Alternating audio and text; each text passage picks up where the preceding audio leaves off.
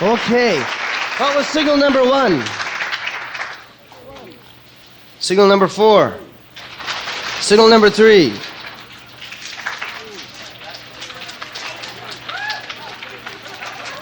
And signal number 2.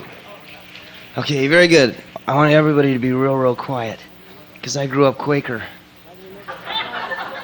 And I can remember when I was a little kid, we'd go to a meeting. And my dad wouldn't go, because my dad couldn't be quiet that long. He was Irish. Which explains why I'm nearly schizophrenic.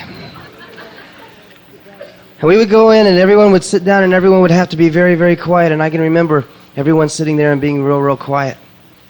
And I can remember my mother, after she had sat for a while, very frequently would kneel with both knees on the ground, and she would turn, and she would fold her hands and put her head in her hands, with her elbows on the seat of the pew.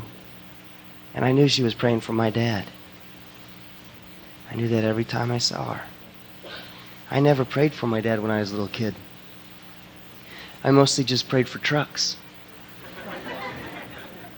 And I didn't understand what it meant for someone to love somebody, much less what it meant to love somebody that didn't know the Lord.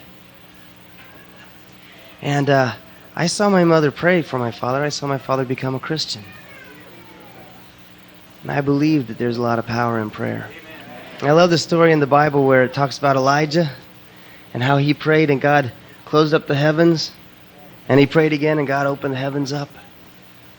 There's a lot of power in that. I lived in Indiana, and in Indiana, we're going to do something that you guys may not. How many of you have never been away from this part of the country? How many of you grew up, pretty much have lived here most of your life? Anybody from the Midwest? Oh, good. Y'all will recognize this. Here, I guess it just drizzles all the time, right? Something like that. In the Midwest, I also remember working out in the fields, and you'd hear the rain coming, and you'd get so excited because you knew when that first drop of rain hit your elbow, man, it was home free. You could go in the house and drink Kool-Aid or something. No more work, which was the goal of my life. And you'd be out there, and you'd hear the rain coming up through the corn. And you'd hear it from way down there. And you'd hear it moving across, and you'd know it was getting closer. And all of a sudden, it'd feel really light. The air would feel really light. We had horses, and those horses would go crazy, man. They would run like fire up and down those fields. And you knew that the ions were out of balance, and that the horses were going wild, and it was going to rain, and you were going to go in the house and not have to work. Then the air would get real cool.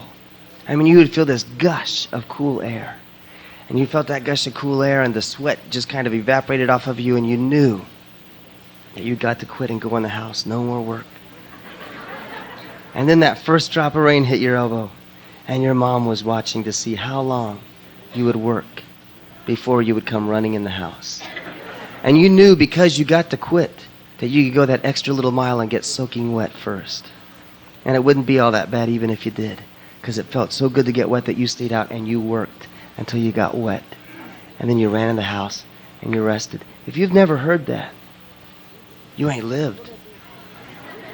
So what we're going to do is, Group A, Group B, Group C, Group D, we're going to make rain here. And first you have to start out real quiet, like the way to be right before it rained. And then we'll start over here with you guys. We'll give you signal number 1, and you 1, and you 1, and you 2. And you just keep doing whatever I tell you to do until I tell you to do something different. I feel like my dad now. Okay? So we got to start out real quiet. And we're going to make there's so many gross things I could say. This is our audience precipitation number. And we're going to make showers of blessings. If you do it really good, some of you may even end up wet. But only if your neighbor sits behind you and goes into the air. We'll just start out quiet and get through this as quickly as